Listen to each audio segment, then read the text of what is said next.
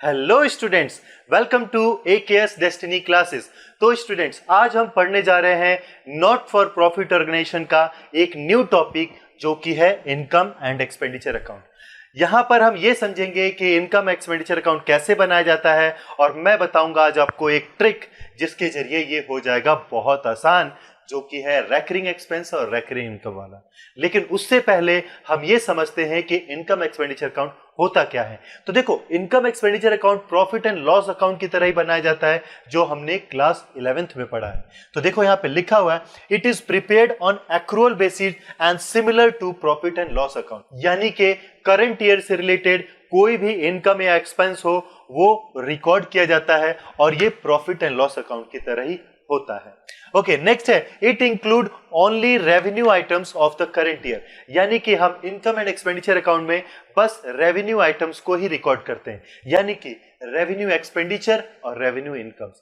Capital वाले record नहीं करते, जैसा कि रिसीट एंड पेमेंट अकाउंट में होता था। वहां हम रेवेन्यू और कैपिटल दोनों रिकॉर्ड करते हैं। अब बात यह होती है कि रेवेन्यू आइटम्स होते क्या है। तो देखो, रेवेन्यू आइटम्स का मतलब ऐसा होता है, रेवेन्यू एक्सपेंडिचर तो उसका मतलब यह हुआ कि कुछ ऐसे खर्चे जो साल में कई बार होते हो, बार बार होने की उनकी नेचर हो।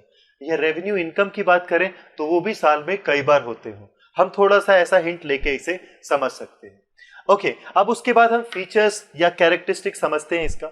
तो इसमें लिखा है नेचर ऑफ अकाउंट। जैसा कि इसका नेचर है नॉमिनल अकाउंट की तरह, तो नॉमिनल अकाउंट का जो मतलब होता है, debit all expenses losses, credit all income and gains. तो देखो, डेबिट है, एक्सपेंडिचर सारे डेबिट हो रहे हैं और लॉसेस, और क्रेडिट क्या हो रहा है, इनकम एंड गेन्स। उसके बाद आते हैं बेसिस ऑफ रिकॉर्डिंग। तो जो इनकम एंड एक्सपेंडिचर अकाउंट होता है वो रेवेन्यू नेचर का होता है और एक्रूअल बेसिस पे होता है। रेवेन्यू नेचर का मतलब इसके अंदर वही चीजें रिकॉर्ड करी जाती हैं जो रेवेन्यू नेचर की हो, यानी रेवेन्यू नेचर का एक्सपेंडिचर हो, रेवेन्यू नेचर का इनकम हो, और प्लस एक्रूअल बेसिस हो। एक्रूअल बेसिस का मतलब होता है आउटस्टैंडिंग, प्रीपेड और एक्रूड। तो ये सारे कंटेंट भी इसमें रिकॉर्ड करे जाते हैं। उसके बाद आते हैं हम लोग पीरियड टू विच बिलोंग्स। कब से बिलोंग करता है इनकम एंड एक्सपेंडिचर अकाउंट। तो देखो यहां पे लिखा है करंट अकाउंटिंग पीरियड, यानी कि ये करंट ईयर से ही बिलोंग करता है। जिस ईयर के लिए हम बनाएंगे, जिस पर्टिकुलर ईयर के लिए, उसी ईयर से ये बिलोंग करेगा। लेकिन रिसीट एंड पेमेंट अकाउंट में ऐसा नहीं था। उसमें प्रीवियस ईयर के भी कंटेंट आते थे, नेक्स्ट ईयर के भी आते थे और करंट ईयर के भी आते थे, लेकिन यहां बस करंट ईयर का आएगा। नेक्स्ट, अगर हम बात करते हैं ओपनिंग एंड क्लोजिंग बैलेंसेस की, तो यहां पे कोई भी ओपनिंग क्लोजिंग बैलेंस नहीं होता बच्चों। ये रिसीट एंड पेमेंट अकाउंट में होता था, जहां पे ओपनिंग कैश और क्लोजिंग कैश बैलेंस हुआ करते थे। उसके बाद आता है एडजस्टमेंट।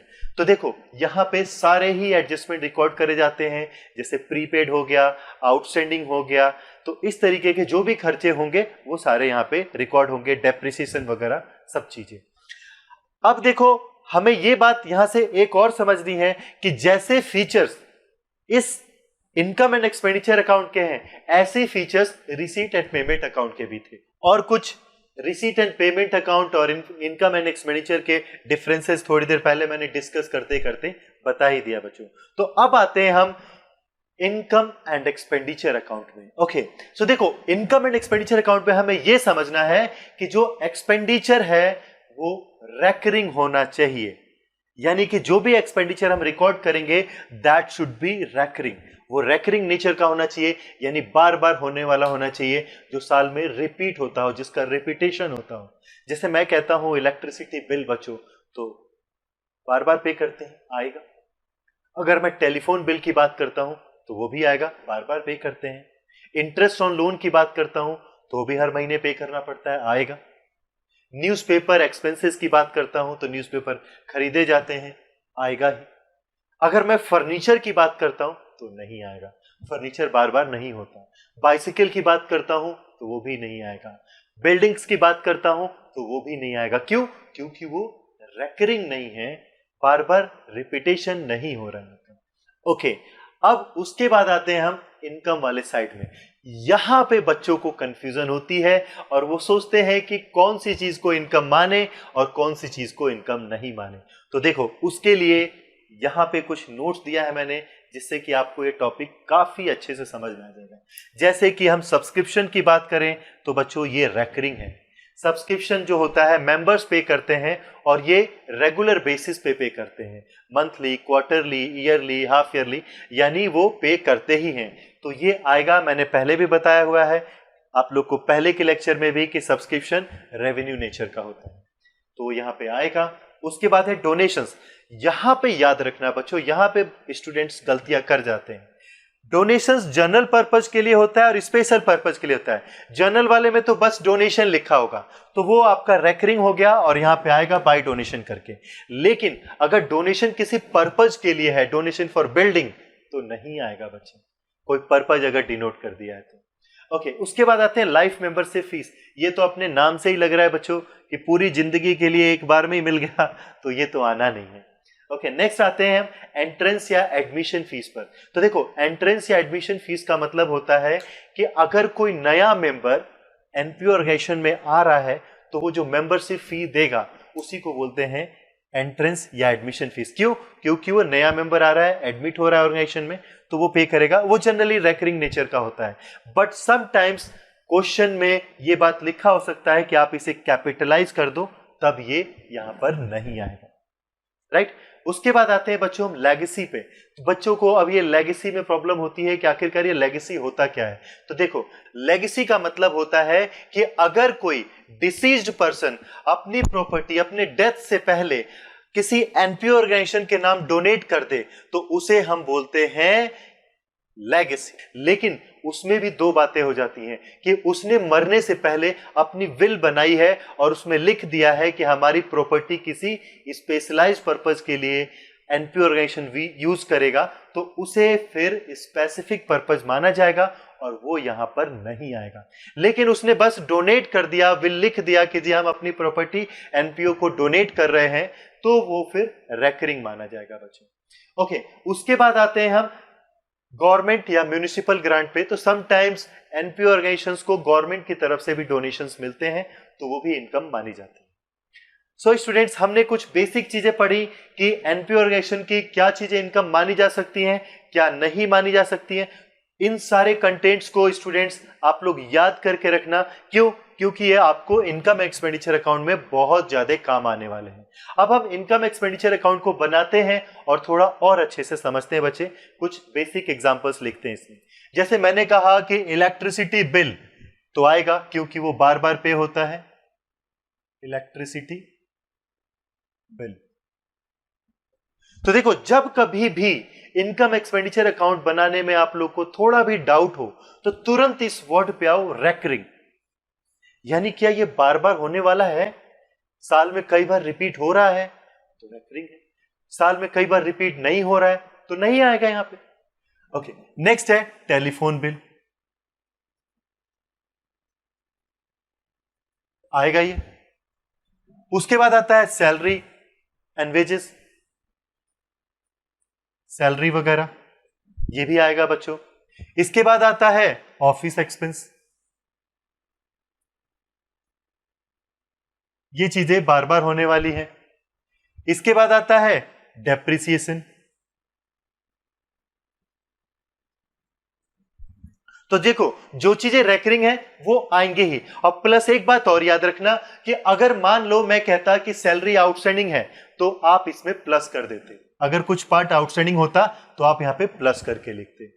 इसी वे में अगर आप ऑफिस एक्सपेंस भी आउटस्टैंडिंग है तो आप यहां पे प्लस कर दोगे। इंटरेस्ट ऑन लोन है तो यहां पे लिखा जाएगा। अगर मैं कहता हूं कि बिल्डिंग खरीद रहा है तो आएगा बच्चों? नहीं, बिल्डिंग रेकरिंग नहीं है। फर्नीचर खरीद रहा है तो नहीं आएगा। क्यों? क्योंकि वो भी रेकरिंग नहीं है। तो बच्चों, अब आते हैं हम क्रेडिट साइड में। यहां भी कुछ एग्जांपल लेके समझते हैं। तो जैसे मान लो क्वेश्चन में लिखा है सब्सक्रिप्शन, तो सब्सक्रिप्शन तो इनकम होता ही है, वो लिखेंगे बाय सब्सक्रिप्शन।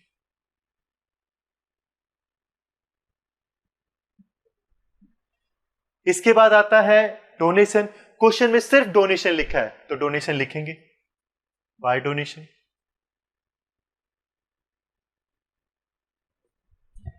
इसके बाद आता है स्टूडेंट्स, देखिए यहां से आप, लाइफ मेंबरशिप फीस नहीं आएगा, नॉन रेकरिंग। एंट्रेंस फीस लिखा है तो यस लिख सकते हो।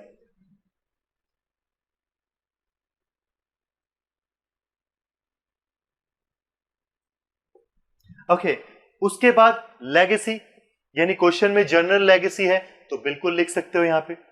अगर स्पेसिफिक पर्पज के लिए लेगेसी है तो वो नहीं लिखोगे।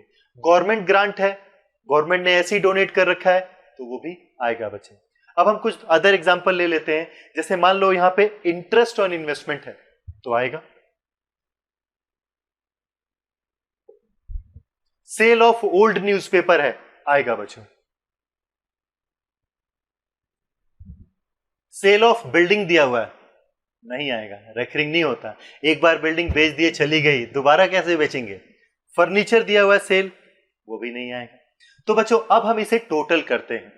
तो सपोज करो मैं कहता हूं इधर का टोटल 1 लाख है और इधर का टोटल 80,000 रुपीज है, then we will get difference in the debit side, तो वो माना जाएगा टू सरप्लस बैलेंसिंग फिगर। यानी कि मैंने कहा कि अगर डेबिट में डिफरेंस आता है, जैसे इधर का 1 लाख है और इधर का 80,000 है, यानी 1 लाख में से 80,000 माइनस करेंगे तो 20,000 का आपका जो डिफरेंस आया वो सरप्लस हो जाएगा, राइट। हम नेट प्रॉफिट क्यों नहीं लिखते? तो देखो नेट प्रॉफिट ऑर्गेनाइजेशंस लिखती हैं जो प्रॉफिट कमाती हैं अपने फायदे के लिए, लेकिन यहां पे जो एनपीओ ऑर्गेनाइजेशन है उसके पास अगर प्रॉफिट होता है तो वो सोशल वेलफेयर में यूज करता है, सोशल सर्विसेज में यूज करता है, तो इस वजह से वो प्रॉफिट नहीं लिखता। क्यों? क्योंकि वो प्रॉफिट के लिए वर्क नहीं कर रहा है, वो सोशल वेलफेयर के लिए वर्क कर रहा है। ओके, अगर यही डिफरेंस इधर आता, यू जस्ट सपोज इधर का 1 लाख है और इधर का 80,000 है, तो हम डिफरेंस यहां पे तो आ पाते, तो यहां पे लिखते बाय डेफिसिट बैलेंसिंग फिगर।